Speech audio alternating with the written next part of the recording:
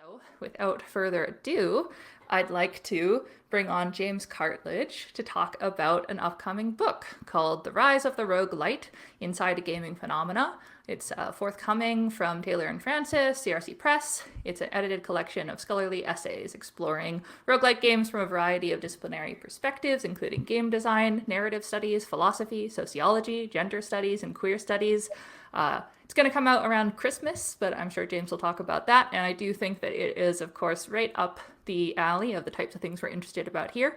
So we thought that the preview event would be a great chance to talk about it. We'll have some room for audience Q&A and just basically James give you a chance to talk, and we'll bring on a couple other co-authors in a little bit.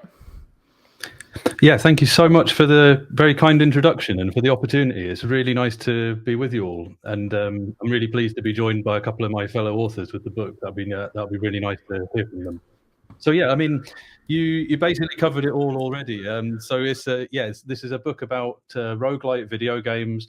It's a multidisciplinary collection of essays. We've got some philosophy in there. There's a sociology essay. As you said, the one coming at it from narratology kind of perspective, one about romance, and it's just a really nice mix. And I think I'm quite proud of what we've achieved. And I think I can speak for my fellow authors when I say, yeah, we're quite excited to put this out there. And yeah, it's coming out on CRC Press, which is also home to some really good books about roguelikes. Exploring roguelike games, and David Craddock's fantastic history called Dungeon Hacks, and I think we'll be in good company. So yeah, I look forward very much to hearing your questions and getting into it with you. Yeah, absolutely. And I understand you have a quick presentation to start with to just run us through the basics of what the book's about. So yeah, sure. If I can.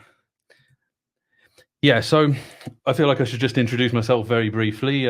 My name is James Cartlidge, and I am a postdoctoral researcher.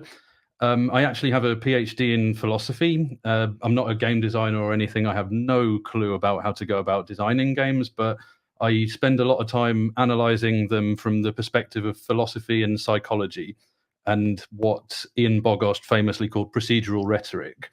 And I'm interested kind of in what games tell us about what it means to be human in the modern digital age. I've written about games like Dwarf Fortress, Darkest Dungeon. I have a forthcoming publication coming out about the Berlin interpretation and genre, and what cognitive scientists call prototype theory.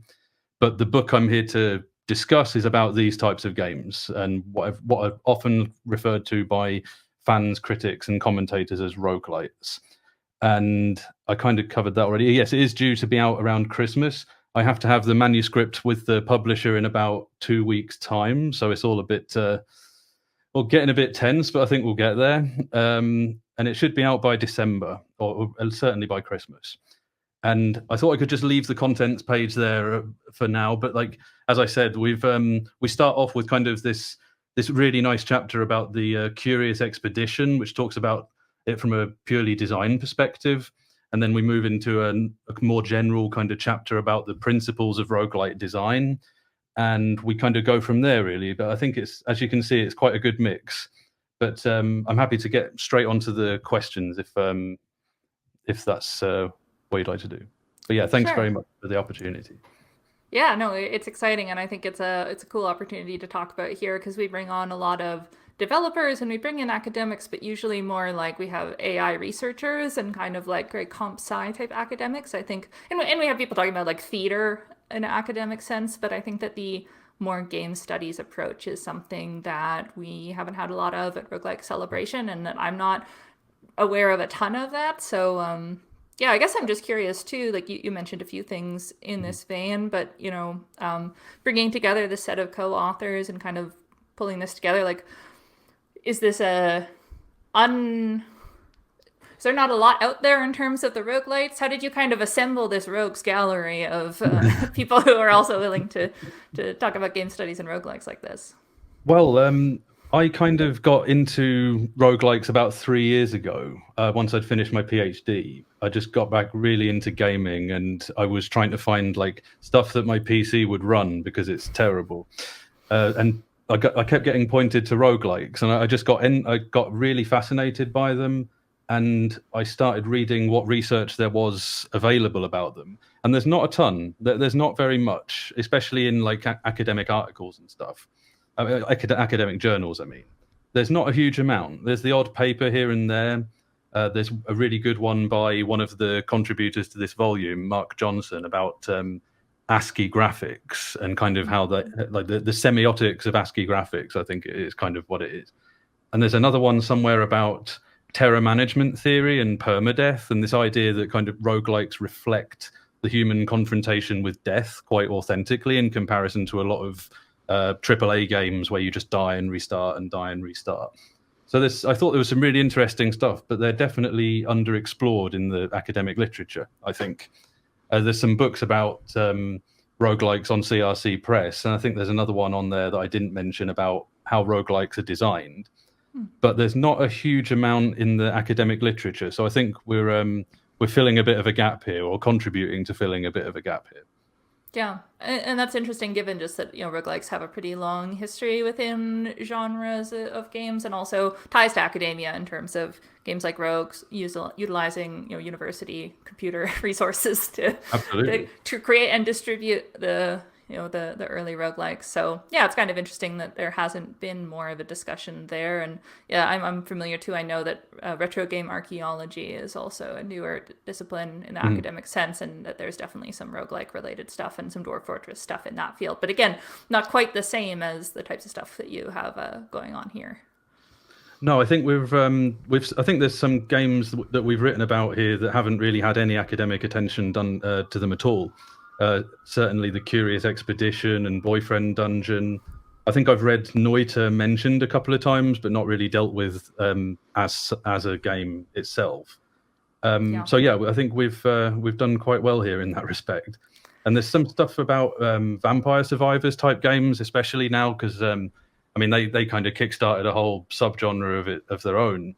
So there's a lot of attention around them, and some research coming out. But academia is always about 2 or 3 years behind everything, because all the publications take so long to actually do from start to finish. So we're excited to get on with it, so to speak. Yeah, definitely hitting while the iron's hot in terms of Vampire Survivors. That is still relatively recent. I'll tell you, every year Roguelike Celebration organizing, we have the discussion of, is it a roguelike?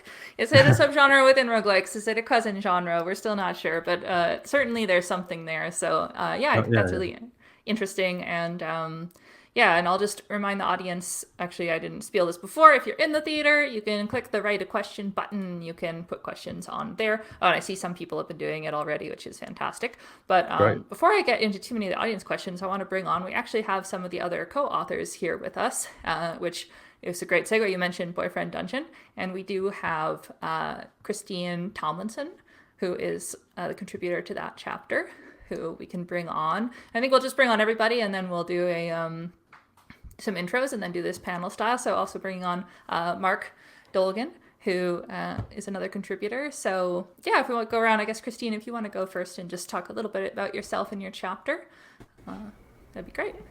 Hello, I'm Christine Tomlinson.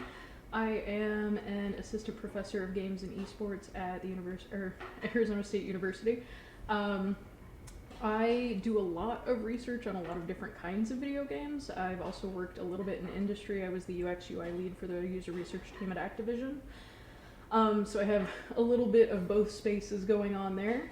But yeah, I'm excited to be here and talking a little bit about roguelikes and roguelites, especially because, as you pointed out, Alexi, there are so many debates over what actually counts as a roguelike or a roguelite. And I think that that's something that makes these kinds of games really exciting, because you can do so much with them and open it up to so many different kinds of players and different kinds of experiences and stories. And I think that that's something that this book is really getting at, is just how these games can be so different from each other and yet have some of these very core mechanic values to them. But yeah, thank you very much. Happy to be here. Yeah. Absolutely. I mean, yeah, familiar to us, and I mean, chat's been joking a lot about the Berlin interpretation. Yes, the discussion of what is a roguelike is a big part of being a roguelike fan. And yeah, Marc, how about you introduce yourself? Hello, my name is Marc Dolgin. I've been working in the video game industry for many years in many different fields, specializing mostly in roguelikes and roguelites. But I'm a game designer as well as a video game consultant. I'm also an engineer for voice actors and am a voice actor myself, working with AAA companies such as Capcom. But these days, my focus is in the world of the indie game world, where I help a lot of different AA companies or even smaller independent developers make roguelikes and roguelites. And so I've decided to start making a YouTube channel to do video essays on roguelike design, as well as talking about the rise of popularity in the roguelike world and how it's been influencing the video game world as a whole more and more every year. Yeah, which I definitely agree. I think we see that influence, and even myself working in AAA, it's gone from being a roguelike person is kind of okay, that's an interesting side hobby, but no one's interested in that, and now they're like, oh, that's a marketable skill that you know roguelikes. So which actually, just to quickly chat about your chapters as well. So on that topic, Marc, yours is what makes a good roguelite, if that's correct. So is there maybe a quick elevator pitch version of kind of what that's a spicy topic to start with. It is indeed. Basically, I've spent all my years really playing video games and always taking notes while I was playing for the past 15 years or so, even early on while playing Flash games, which obviously there can be a lot of similarities between roguelikes and the likes of Flash games that we would see in the early years of 2000. And I've always wrote notes and just tried to understand how a lot of these games worked. And by playing a lot of smaller games, I was really focused on playing many different games as opposed to being focused on AAA games and usually having to spend sometimes hundreds of hours in just a single title that required a lot of grinding. So I got to play a lot of different styles of games, and with roguelikes basically being pretty much a subgenre, I realized that it gave the opportunity for developers to create games by adding the subgenre and just pretty much placing any other genre on top of it, which allowed pretty much endless amount of possibilities in terms of new games that we could find today, different genres. And now you get to see pool table roguelikes, you get to see Peggle roguelikes, you get to see horde likes, or all of these things are there's so many more that I think I thought it was pretty important to try to just distinguish and see, what are roguelikes and how to make an interesting one. So obviously, yes, the question of what makes a good roguelike is a big one, which is why it was a pretty long chapter to write, and also it was part of one of the videos that did quite well on my channel that took me almost 6 months to do and is almost an hour long. It's obviously a big topic of conversation, but it is centered around what makes how to make a roguelike that is interesting, unique, and that people can just tend to enjoy. And why do people enjoy certain roguelikes, and why are some more popular than others? Right. Oh, that's interesting. Yeah, I even saw, and I don't know who was putting the theory forward, so I'm doing a bad job with citations. I think I saw Brian Bucklew and Jason Griblaw talking about this on Twitter the other night. There was some discussion of, is it better to think of roguelikes almost as like a poetic form versus a genre unto itself, because of the way it seems like so many genres get placed within the framing of a roguelike while still retaining their own genre-ness, like you said. If we can take a lot of stuff and put it inside there, and which is interesting. I think at Roguelike Celebration we're not interested in rehashing just the Berlin interpretation 2.0, but we're always still interested in is there an extra level of discussion to what's a roguelike that's not just trying to kind of gatekeep and be trying to exclude, but an actual what is the essence of what we like when we say we like roguelikes. Yeah, excellent. We'll go this Q style or whatever. We'll go back to where we came. Christine, so your chapter is about roguelites, romance, and the power of genre bending with Boyfriend Dungeon. I'm curious to hear a little bit more about that.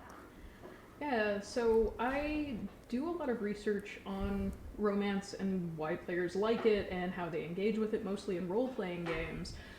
But it was really interesting to play Boyfriend Dungeon because of the mashup of this kind of roguelite approach to games. You get dungeon crawling, you get procedural generation of your levels, but it also has this kind of cozier feel to it where you lack a lot of the permadeath kind of almost punishment that a lot of these games have.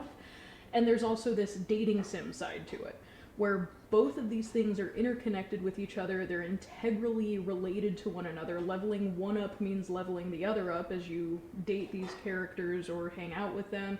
Your relationship increases, but you also use them as your weapons when you're dungeon crawling, which is a very strange element of this game. Which means that combat also levels up your relationship with them, while your relationship leveling up makes you better at fighting. So I thought it was a really interesting way to go about game design and deserved a little bit of attention because it at times really feels like playing two totally separate games at the same time. You have this really disparate game design approach of dating sim and sort of visual novel style experience alongside this combat that feels very familiar in terms of roguelike or roguelite. While also opening this up, I think, for a pretty broad audience, particularly people that might be scared of something like permadeath, who see that and look at roguelites or roguelikes and think, not for me, too challenging, too scary.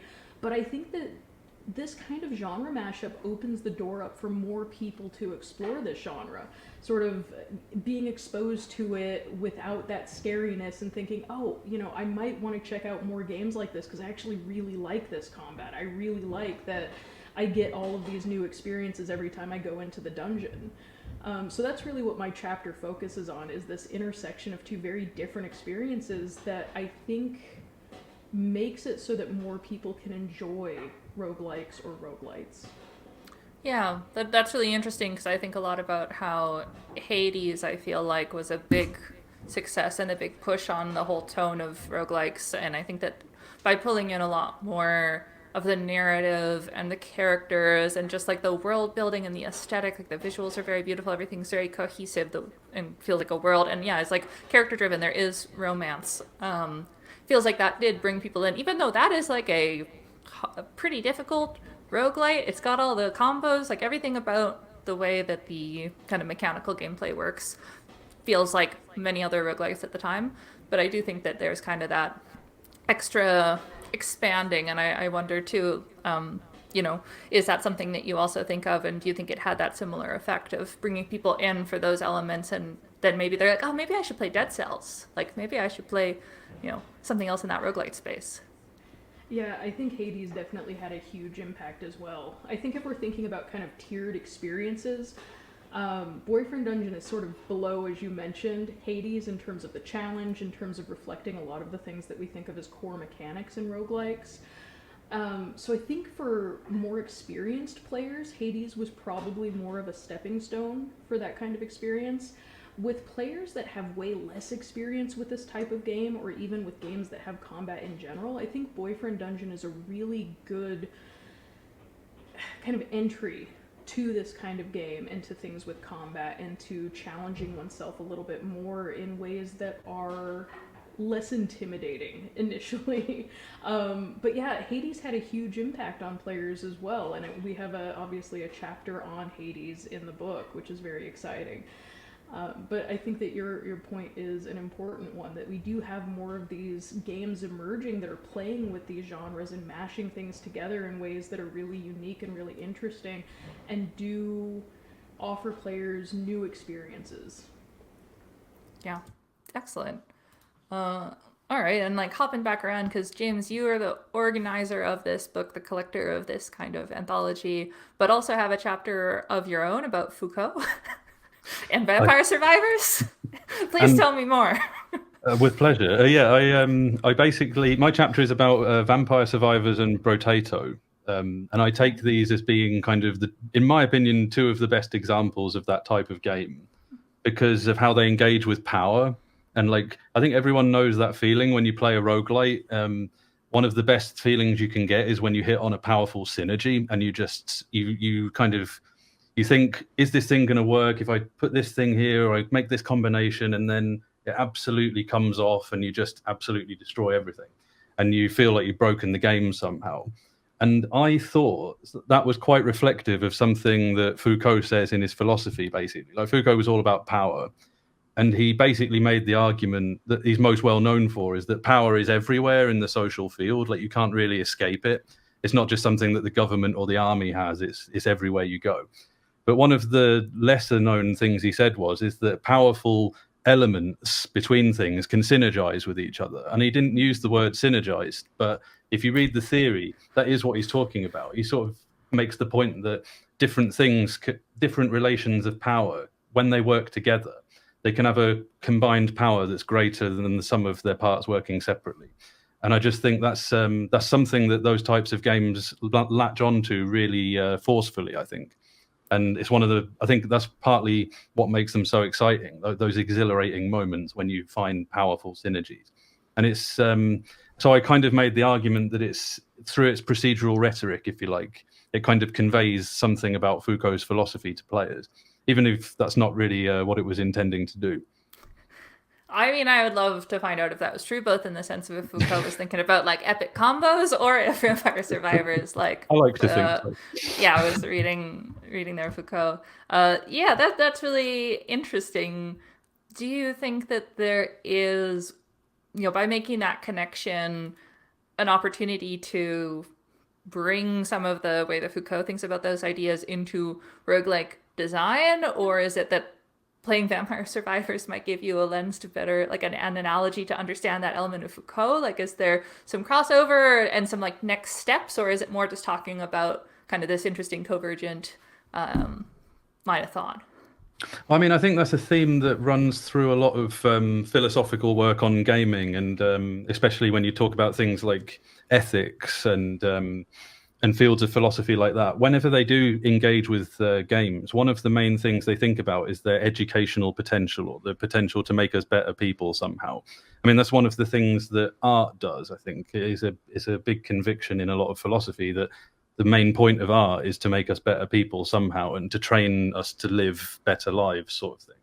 And I think certainly until recently, video games did not get that kind of attention from scholars and philosophers. So I think I see that analysis as being part of this wider argument that video games are not just an art form, but a very powerful one that has a lot of, through its interactivity, lots of possibilities for actually conveying ideas in ways we don't necessarily expect, and even in ways that aren't intended. I think a lot of times you can look at it, like people think it's totally normal to watch a film and think about its subliminal messages or the ideas that come through it despite itself, sort of thing, or despite the intentions of its authors. So I like to do that kind of thing with games too, and I think they offer such a rich potential for conveying ideas and problematizing things and bringing out things you might not necessarily expect. Yeah, I think, yeah, that's really interesting because, it's funny, I specialized in moral philosophy, so here I am accidentally bringing that in. But I do think I'm kind of tired. Like, I think that the majority of certainly popular discussion around kind of philosophy in games does get really caught up in ethics and in a kind of like, does violence in games make you bad? And even like, I think it's useful to talk about stuff like, hey, is the like relentless expansionism of 4X reflect a ethically troubling thing, like all the way back, like Max Kraminsky talking about gardening games and exploitative mechanics in games. I find that all that really interesting, but I do think that is like the primary mode of discussion. And what is really cool about what you're talking about is it's not even just about, is it good, is it bad? It's like there are ideas, the ability to understand more ideas about the world expands you as a person, whether or not you want to say that makes you better, but certainly it gives you new lenses to view the world.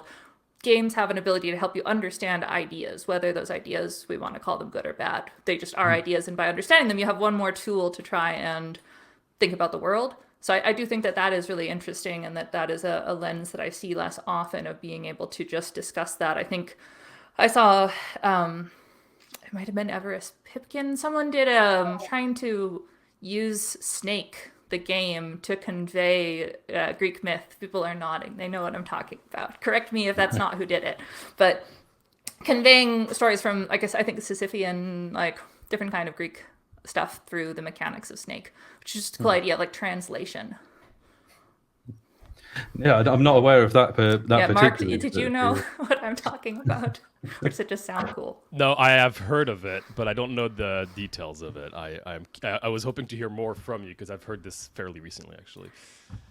Yeah, I'm going to look up while I'm vamping because I think I remember where it was mentioned. But while I find that, yeah. No, I think that's really interesting. And just, like, is that kind of a correct, talking about it, James, of it's about the fact that it helps you understand an idea, whether or not, like, you could have a different discussion about whether or not the delight in the accumulation of power is a good thing.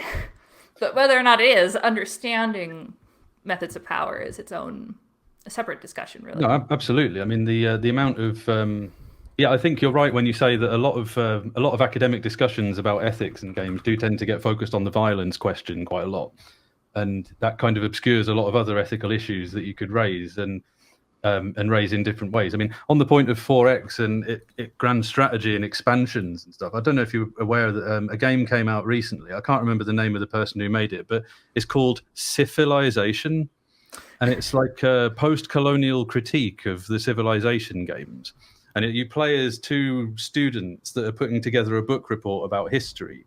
And it gives you like different ways to actually play out that history, where you can like focus on empathy rather than conquest, and about winning hearts and minds rather than winning wars. And it just seems fantastic. And it's just another example of how much of a different direction you can push this kind of thinking in when it comes to video games.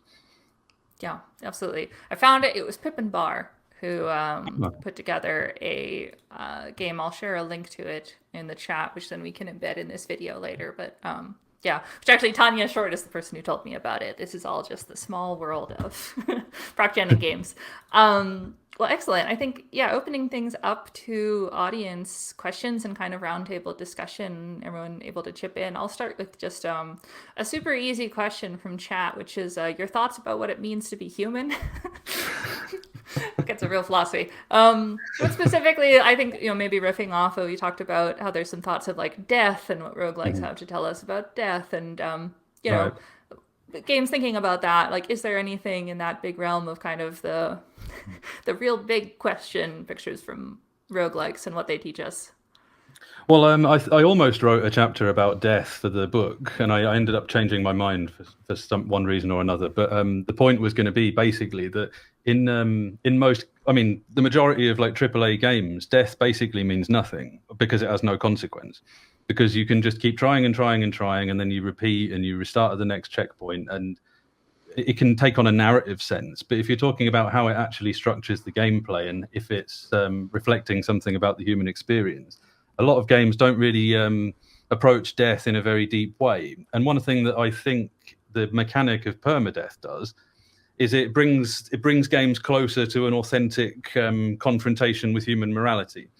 And everyone that's played a roguelike knows the fact that death is hanging over you in such a profound way, it really shapes how you make your decisions. And it really shapes like how you approach the tasks that you're engaging with from moment to moment. And this is basically a thread running through all of existentialist philosophy. The idea that death isn't just what completes your existence. It's not something that just happens to you at the end. It's something that actually structures your being all the time. And roguelikes, I think, reflect that in quite a deep way. But one of the deeper points, I suppose, that's not just about roguelikes is that, I mean, philosophy is really good at talking about existential angst and boredom and anxiety and melancholy and all this sort of thing.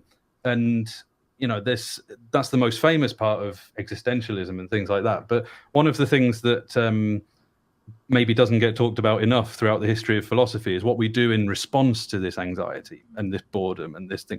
And one of the key answers to this is that we play, and that we find meaning in playing and competing and things like that.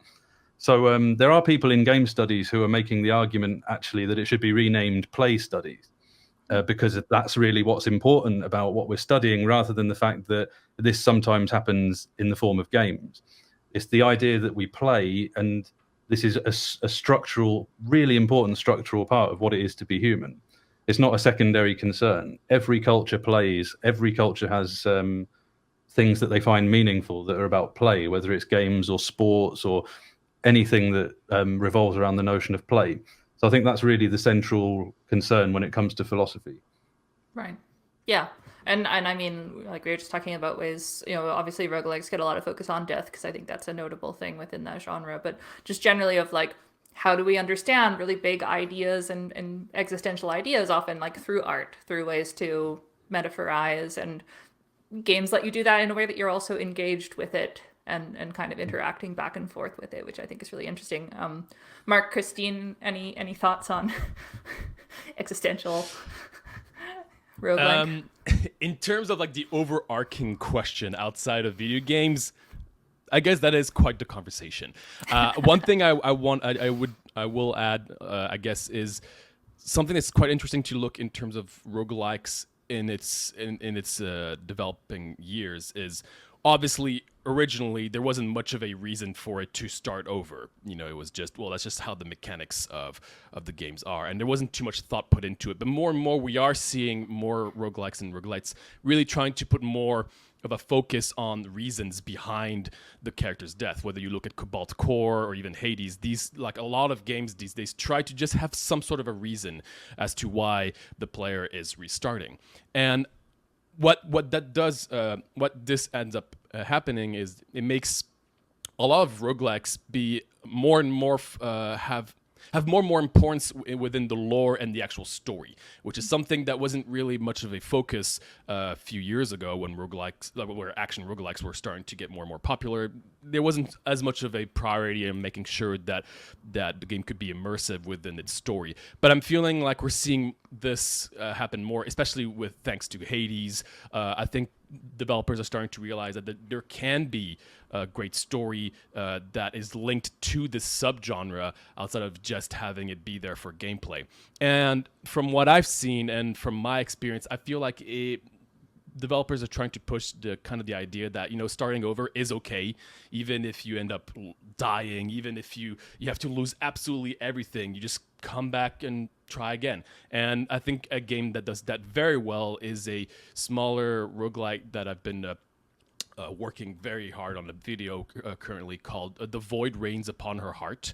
And this game is tries to link to a lot of its story is linked to real life struggles such as anxiety and depression, and the whole story is linked behind the fact that the even if you win a run or you lose, you've got to start over, and it might seem desperate and terrible, but that's just part of life, and people just move on and just get better and understand the struggles and live with them. And that game, I think, connects quite well with real life struggles and uses the roguelike elements to try to reflect that, which I find very interesting. Yeah, that's interesting. And to your point, like, all the way back to the first roguelike celebration, we talked to some of the original developers of Rogue, and I believe there was some discussion about the fact that like they didn't intend permadeath to necessarily become like the defining thing. It was a lot of technical constraints that then has become embedded in the understanding of the genre. Right. And similar with procedural generation and like the randomness of levels and the idea that it's not the same every time.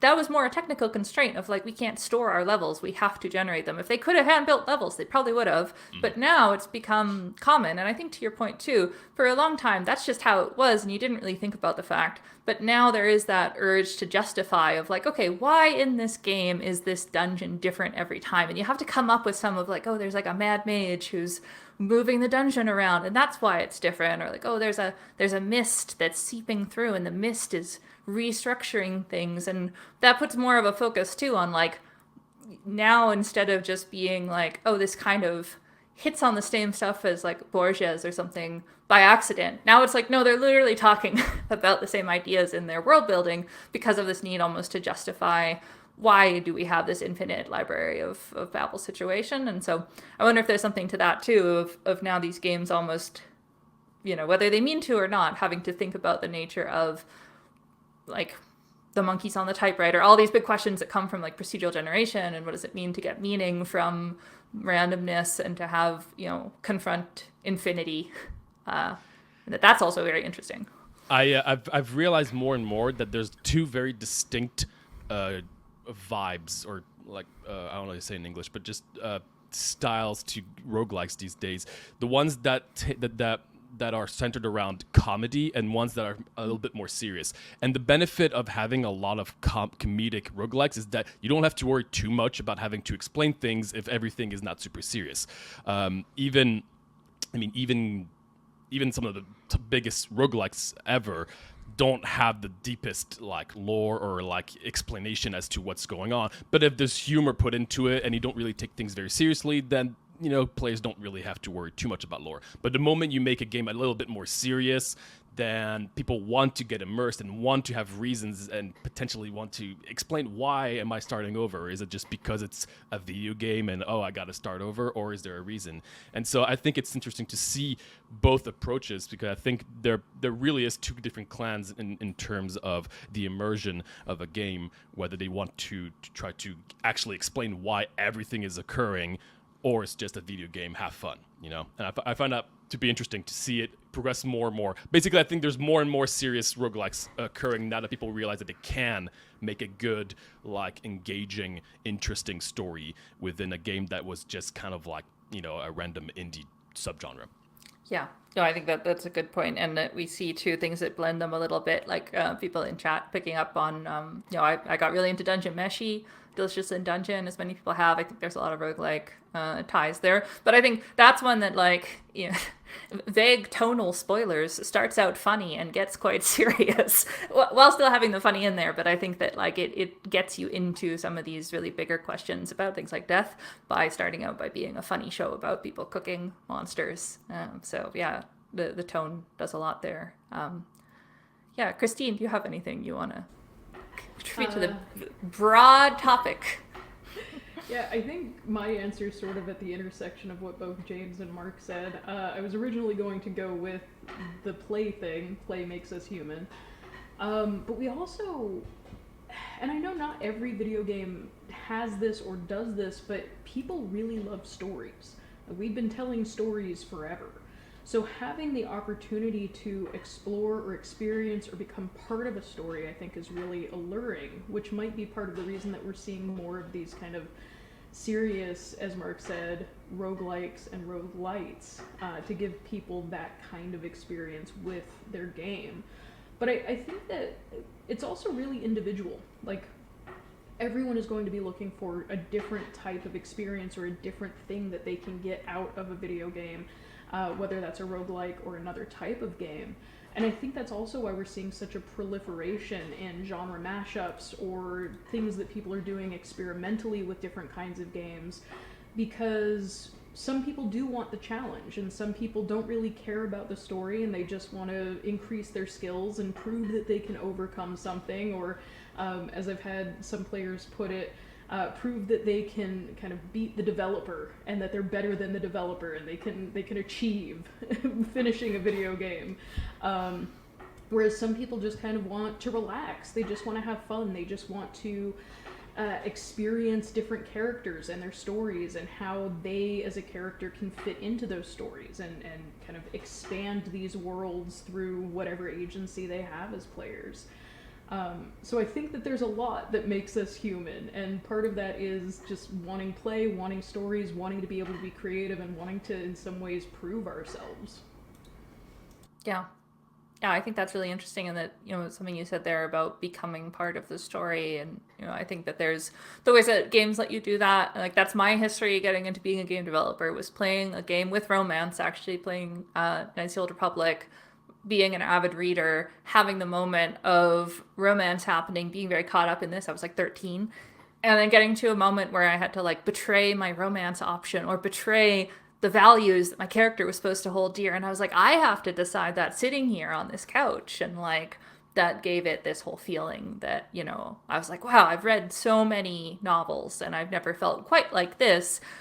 I got to get in on it. and there goes my career trajectory. But yeah, and I think something interesting too about roguelites is that in some cases it's almost a scaled out view, because even a narrative game is mostly focused on, like, you've got kind of one run through life and you got one set of choices and kind of one story that you're going through continuously. Roguelikes lean into the, like, well, maybe try that again and make different choices, or, don't think so much in some roguelikes of, your one particular character. You're kind of zoomed out, and obviously you got games like Rogue Legacy that are literally thinking about a lineage of characters, and I think that's interesting as well, of like one of the ways to add some narrative structure to the run-based permadeath thing is to literally say, oh, well, these are going to be like generations of people, or we're going to do like a Darkest Dungeon thing. We're going to be making like the recruitment of new characters to go permadie into a mechanic and a narrative and something that we talk about, instead of just a like, you're an @ sign and next time you're a different @ sign and like don't think about it.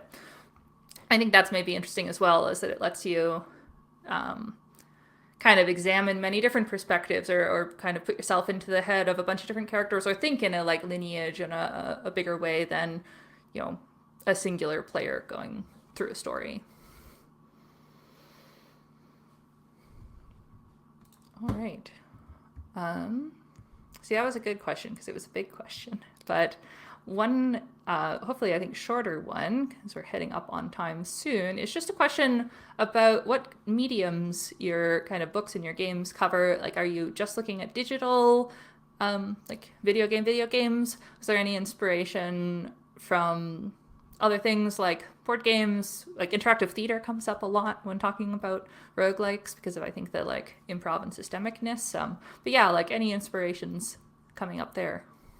It's mainly digital games, kind of roguelikes that you roguelites, that you see most famously. One of the stranger cases, though, is one of the chapters on queer potential for game design discusses a couple of games that are really quite arty in how they approach game design. Like, they're not strictly speaking. One chapter begins by discussing is this game called We Dwell in Possibility, which is a concept kind of art house kind of game, which is all about queer possibility, basically. So that weaves in a few different kinds of game, but no, mostly the book's kind of been focused on digital media and roguelites in particular. Right, that makes sense. Yeah, and I guess one of the last questions that is an important one is just, is there a place where people can subscribe to make sure to get noticed when the book is available for them to acquire? Is it available for pre-purchase? How do people actually read this? Good question. I don't know yet. I'm happy to share any details with you. If you would put it on your social media or anything, that would be wonderful, or circulate it with the attendees. I'd really appreciate that. But apart from that, it's coming out on CRC Press. It will be announced on there at some point, but I don't know exactly when. I'm a bit in the dark on that yet as well. Yeah, it was very kind of you to come when you're 2 weeks out from your final draft deadline. Not at all. It was an absolute pleasure. Yeah, so no, you let us know and we'll let people know. So follow our newsletter. It's a win-win. You follow our newsletter and then we'll let you know when this book comes out. And yeah, I guess going around, like, is there anywhere else for people to, check out some of your other work? Or it sounded like, Marc, you have a YouTube channel. Yes, I have a YouTube channel where I play roguelikes, and I every now and then do big video essays on video game design. But I also play I also stream a lot, where I play demos and early access games that have been sent to the channel, where I give my feedback, and I not obviously just play testing, but just give my first impressions. That has been a pretty successful and very enjoyable series for me to do. But I've been trying to share all my knowledge of roguelikes on this channel, and I've been getting a lot of video game consultant work through it. So if you're interested in roguelike design and want to also catch some streams of like new or like demos and just talk about design in that regard, feel free to follow my channel at Pepperhead, just Pepperhead on YouTube. Okay. It's a channel that I started fairly recently, and I'm just really happy to finally had an opportunity to just share my knowledge of video game design to the world. All right. Yeah, and Christine, anywhere else that people can check out some of your work? Not currently. I do have a book on Dragon Age coming out in a couple of months. I don't know if that would be of interest for anyone. But yeah, That's through Zeitgeist of Pop Culture. I can share that at some point if anyone's interested. I don't know, maybe I need a YouTube channel as well. Maybe I'll follow Marc's lead on that because it sounds like it's really interesting and pretty cool. But yeah, thank you for having me. It's a lot of work. Yeah, no, and we appreciate all of you taking part. I mean, that's one of the things we like about Roguelike Celebration is that it takes a lot of work to do something like maintain a YouTube channel or an active blog or, God forbid, write and publish a book. So we like to give people a chance to share at least a little bit of their knowledge with the bigger community. So thank you for taking the time out of your day to come chat with us. That's a pleasure. A pleasure. Appreciate the opportunity. And thank you very much, Marc and Christine, for joining us. It's a pleasure to meet you, even if not in person. It's nice to finally actually meet you. Yeah. Yes, technologically wise. Yes, indeed. Pleasure. Well, excellent. Thank you, James, Marc, and Christine.